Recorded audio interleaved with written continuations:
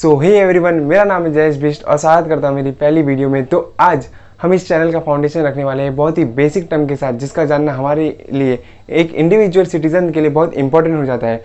उस टॉपिक का नाम है फंडामेंटल राइट। अब फंडामेंटल राइट हमें मिलता है भारत के संविधान से, और इसको हम भारत के संविधान की रीढ़ की हड्डी भी कह सकते हैं। क्यों? क्योंकि इसका डायरेक्ट रिलेशन एक इंडिविजुअल सिटीजन की फ्रीडम से रिलेटेड है। अगर हम इस फंडामेंटल राइट को अगर संविधान से अगर निकाल के बाहर रखने की बात करें तो हम ये कह सकते हैं हम इन इंडिविजुअल फ्रीडम को हटाने की बात कर रहे हैं। तो आज का हमारा टॉपिक स्टार्ट करते हैं और देखते हैं फंडामेंटल राइट्स। तो फंडामेंटल राइट जानने से पहले थोड़ा समझते हैं हमारे कॉन्स्टिट्यूशन ऑफ इंडिया यानी भारत के संविधान के बारे में।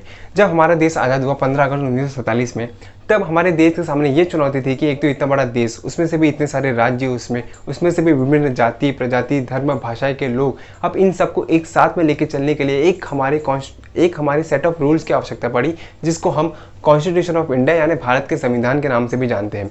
अब इसको हमने अडॉप्ट किया था 26 नवंबर 1949 को, जिसको हम संविधान दिवस यानी कॉन्स्टिट्यूशन डे के नाम से भी मनाते हैं। और इसको हमने इम्प्लीमेंट किया 26 जनवरी 1950 को, जिसे हम गणतंत्र दिवस यानी रिपब्लिक डे के नाम से भी सेलिब्रेट करते हैं।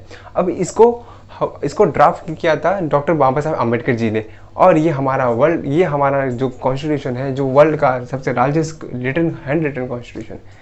तो भारत के संविधान के थोड़ी सी बेसिक स्ट्रक्चर के बारे में जानते हैं। ये है federal bits of unitary features. इसमें कुछ ऐसा होता है कि कुछ पावर सेंट्रल गवर्नमेंट के पास होती है, कुछ पावर स्टेट गवर्नमेंट के पास होती है। हालांकि अगर हम चाइना और नॉर्थ कोरिया जैसी कंट्री में देखें तो वहाँ पे पूरी पावर एक ही गवर्नमेंट के पास होती है, लेकिन हालांकि इंडिया में ऐसा नहीं है। यहाँ पे डिस्ट्रीब्यूशन ऑफ पावर है, कुछ पावर सेंट्रल गवर्नमेंट के पास है, कुछ पावर स्टेट गवर्नमेंट के पास है।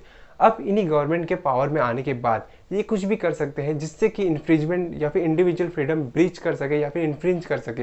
तो इसी को ध्यान में रखते हुए हमारे संविधान में कुछ बेसिक से हमें राइट दिए गए हैं जिसको सरकार इन्फ्रिंज नहीं कर सकती। इसी को हम फंडामेंटल राइट यानी मूलभूत अधिकार के नाम से भी जानते हैं।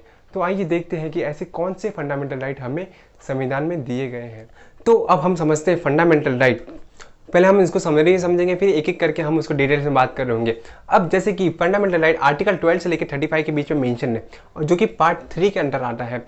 तो फंडामेंटल राइट किसी पर्टिकुलर इंडिविजुअल के अगेंस्ट अवेलेबल नहीं है, हालांकि ये एक स्टेट के अगेंस्ट अवेलेबल है। अब यहाँ पे स्टेट वर्ड का जब यूज़ किया गया है वो किसी पर्टिकुलर स्टेट गवर्नमेंट की बात नहीं कर रहे हैं हम यहाँ पे, लेकिन हालांकि ये एक जब भी हम लीगल टर्म में पूरे गवर्नमेंट को रिप्रेजेंट करना होगा तो हम स्टेट वर्ड का यूज़ करते हैं। अब जैसे कि हमने एक मूवी में देखा है कि the state versus jolly LLB 2, वो एक कानपुर का केस होता है।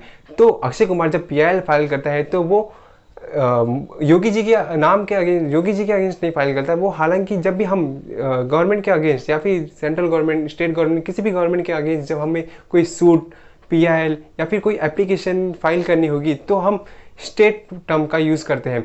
अब आर्टिकल 12 में बताया गया है कि आखिर ये स्टेट है क्या, जिसको इंक्लूसिव डेफिनेशन दी गई है।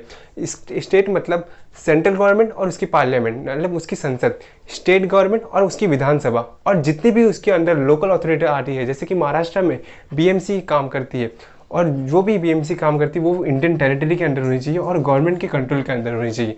अब हम अगर बात करें जैसे कि हम बांग्लादेश की अगर कोई लोकल अथॉरिटी की बात करें तो हम उसके अगेंस्ट अपने फंडामेंटल राइट इन्फोर्स नहीं कर सकते, क्योंकि वो होना चाहिए इंडियन टेरिटरी के अंदर और गवर्नमेंट कंट्रोल के अंदर। अब आर्टिकल 13 हम उसको बाद में समझ रहे होंगे। अब आर्टिकल 14 से लेकिन 18 क्या होता है, अब यहाँ पे थोड़ी सी लाइट हो रही होगी, हम थोड़ा एडजस्टमेंट भी कर रहे होंगे यहाँ पे, ठीक है। अब आर्टिकल 14 से लेकिन 18 बात करता है राइट टू इक्वालिटी, समानता के अधिकार के बारे में। अब आर्टिकल 19 से लेकर 22 हमारे फंडामेंटल राइट का बेसिक कॉन्सेप्ट ही यही है कि फ्रीडम, आज़ादी। तो ये कुछ आर्टिकल 19 से लेकर 22 हम कुछ बात कर रहे होंगे, ठीक है, फ्रीडम के बारे में।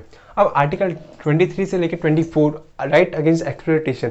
अब आर्टिकल 23 और 24 थोड़ा सा एक्सप्लॉयटेशन, अगर जो भी गवर्नमेंट के अंदर जो भी एम्प्लॉयज़ वगैरह जो भी काम कर रहे होंगे तो उनका एक्सप्लॉयटेशन ना हो, उसके कुछ राइट प्रोटेक्ट करता है।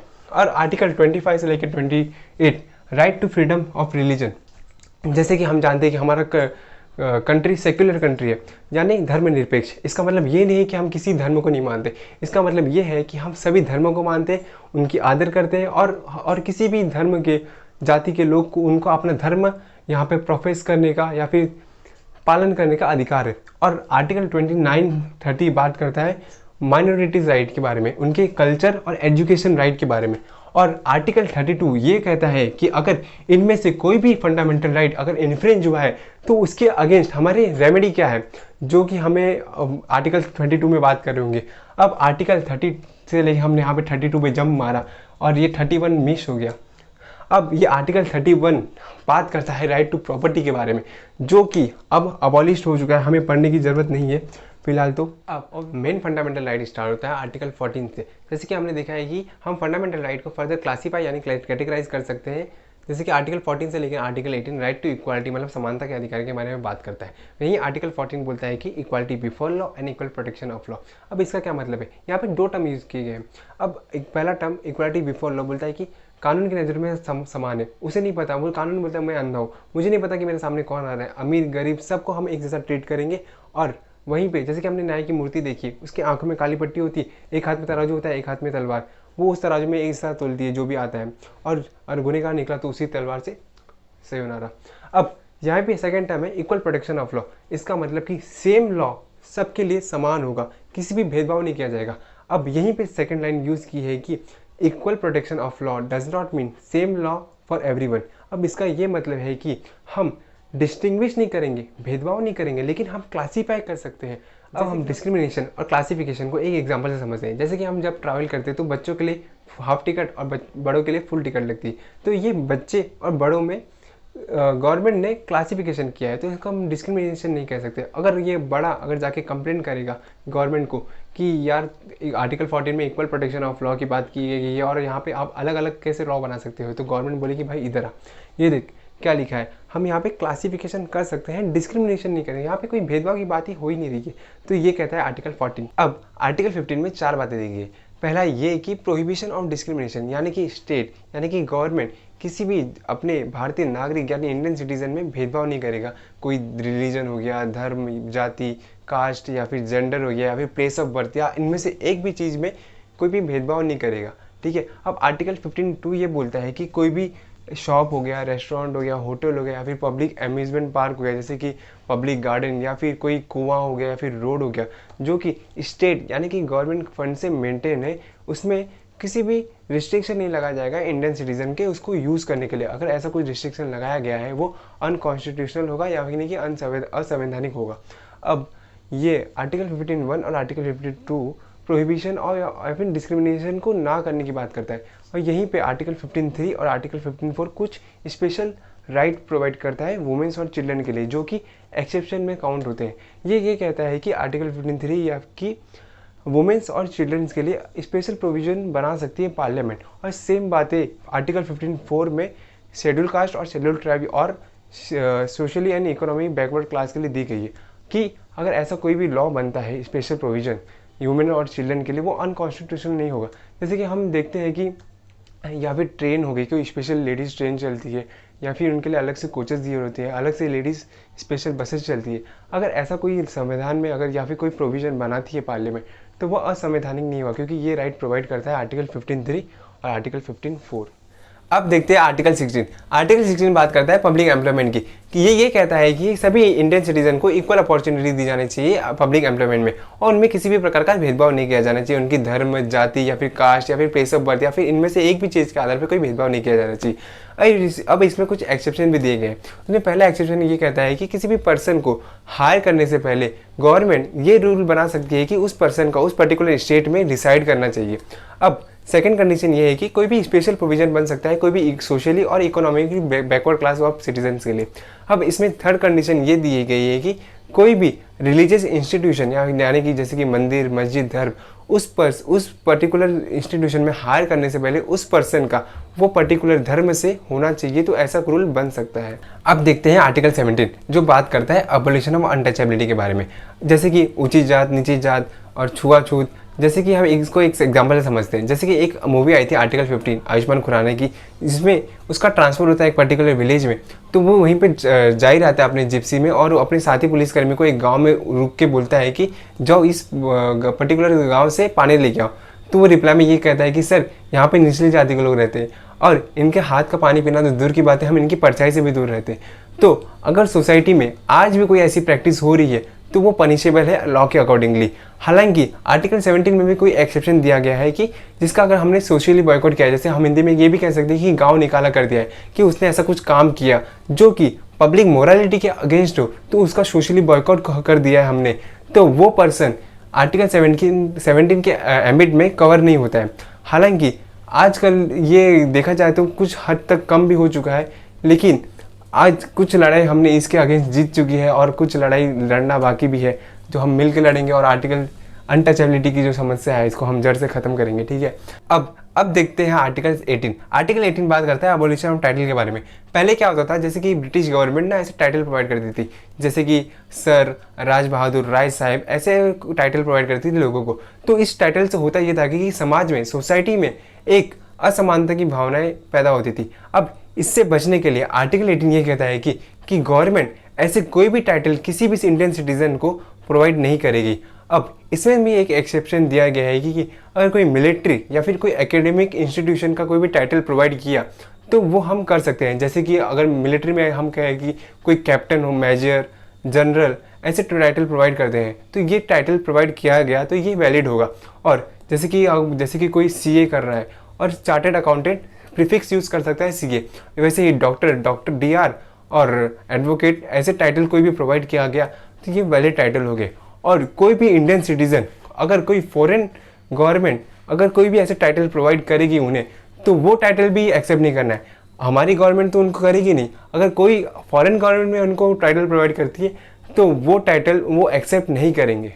अब देखते हैं आर्टिकल 19 से लेकर 22 जो बात करता है राइट टू फ्रीडम के बारे में। उसमें से आर्टिकल 19 हमें बहुत सारे राइट प्रोवाइड करता है। उसमें से पहला ये है right to freedom of speech and expression. जैसे कि हमने विचार गवर्नमेंट के सामने रख सकते हैं, कुछ बोल करके कुछ एक्सप्रेस कर सकते हैं, जैसे कुछ भी साइन से या फिर कुछ लिख करके या फिर सिनेमाटोग्राफी फिल्म बना के ये हम अपने विचार गवर्नमेंट के सामने रख सकते हैं। उसमें से सेकेंड और थर्ड असेंबली और एसोसिएशन बना सकते हैं। जैसे हमने सुना होगा कि यूनियन बना सकते हैं, जैसे कि रिक्शे वालों का यूनियन होता है, बस वालों का यूनियन होता है, जिसकी विचारधारा एक जैसी हो और वो अपनी विचार गवर्नमेंट के सामने रख सकता है। और उसमें भी ये है कि वो पीसफुल होना चाहिए और विदाउट आर्म होना चाहिए, वरना गवर्नमेंट दौड़ा लेगी इन द सेंस कि वो हमारे अगेंस्ट एक्शन ले सकती है।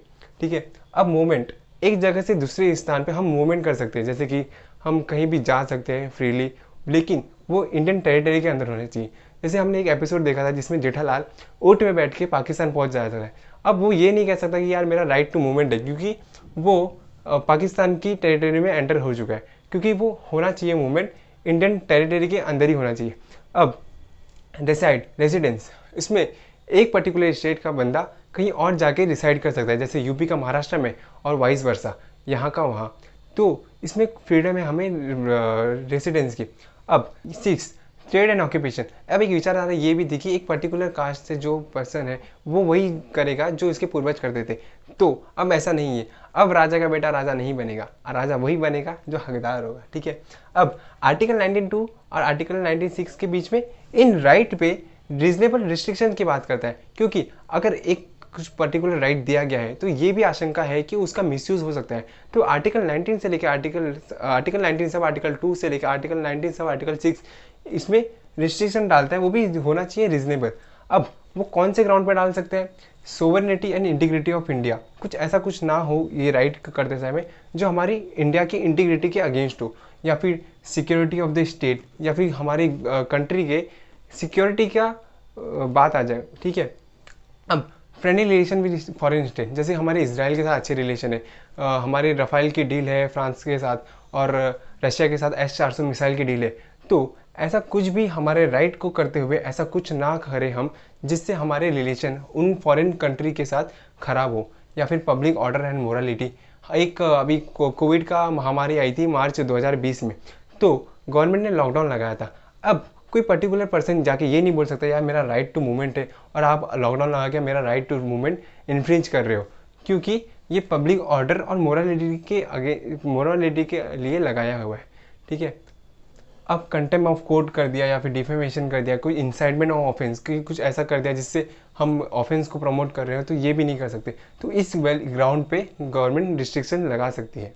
अब देखते हैं आर्टिकल 20, जिसमें 3 बातें दी गई है। उसमें से पहला ये है कि एक्स पोस्ट फैक्टो लॉस, मतलब किसी भी पर्सन ने अगर किसी कोई ऑफेंस किया है तो उसकी पनिशमेंट उसको उस हिसाब से मिलेगी जिस दिन उस ऑफेंस की जो पनिशमेंट थी। इसको हम एग्जाम्पल से समझते हैं, जैसे कि आज किसी ने डकैती की, उसकी सज़ा है 10 साल और आगे जाके वो बढ़ जाती है फांसी की सज़ा में। तो जब कोर्ट ऑर्डर पास करेगी तो देखेगी जिस दिन उसने ऑफेंस किया 10 साल की सज़ा थी या फिर फांसी की, और उसको उस हिसाब से पनिशमेंट देगी। अब सेकेंड चीज़ है कि डबल जीओपार्डी। समझते हैं इसको ऐसे कि अगर किसी पर्सन ने कोई ऑफेंस किया, उस पर केस भी हुआ और वो सज़ा भी काट के आ चुका है उसकी, तो कोई दूसरा पर्सन उसको सेम ऑफेंस पे केस नहीं कर सकता क्योंकि उसने अपनी ऑलरेडी पनिशमेंट काट चुकी है। ठीक है, अब थर्ड देखते हैं, सेल्फ इंक्रिमिनेशन। अगर कोई बंदे को या फिर किसी पर्सन को कोई हम कंपेल नहीं कर सकते वो खुद के अगेंस्ट ही गवाही दे, अगर उसको फोर्स किया जाता है, अगर वो खुद से अगर ये एडमिट करता है कि मैंने कोई ऑफेंस किया तो ये बात अलग है। लेकिन अगर कोई उसको गवर्नमेंट ऑफिशियल या फिर कोई पुलिस ऑफिसर उसको अगर कंपेल करता है या फिर उसको फोर्स करता है कि आप उसको खुद के अगेंस्ट गवाही देने में, तो ये कोर्ट में एडमिसिबल नहीं होगा, ये इनवैलिड होगा। अब देखते हैं आर्टिकल 21 जो बात करता है protection of life and liberty की, जिससे हर एक पर्सन को लाइफ जीने का और लिबर्टी का अधिकार है। लेकिन इसमें गवर्नमेंट लॉ बना सकती है जिसमें जुडिशियल किलिंग भी शामिल है। अगर किसी ने मर्डर जैसा कोई संगीन अपराध किया है और उसको फांसी की सज़ा हुई तो वो ये क्लेम नहीं कर सकता है मुझे protection of life and liberty का अधिकार है।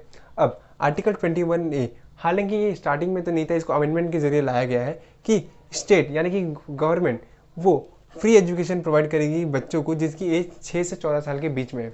अब देखते हैं आर्टिकल 22 जो बात करता है right against illegal arrest and prevented detention. हालांकि ये हर एक पे एक जैसा तो अप्लाई नहीं होता है, लेकिन इसको हम कैटेगराइज कर सकते हैं 3 पार्ट में, जिसमें पहला है एलियन एनिमी। एलियन एनिमी का मतलब ये होता है जो हमारी एनिमी कंट्री है उन एनिमी कंट्री के लोग। सेकेंड, जो पर्सन प्रिवेंटेड डिटेंशन लॉ के अंदर डिटेन हुए। अब प्रिवेंटेड डिटेंशन होता क्या है, अब पर गवर्नमेंट ऐसे लोगों को अरेस्ट कर लेती है कभी कभी जिनने कुछ ऑफेंस किया तो नहीं है, लेकिन शायद हो सकता है वो कुछ ऑफेंस करने वाला हो। तो इसका ये एम होता है कि उस पर्सन को उस ऑफेंस करने से रोकना, होने से पहले ही रोक देना।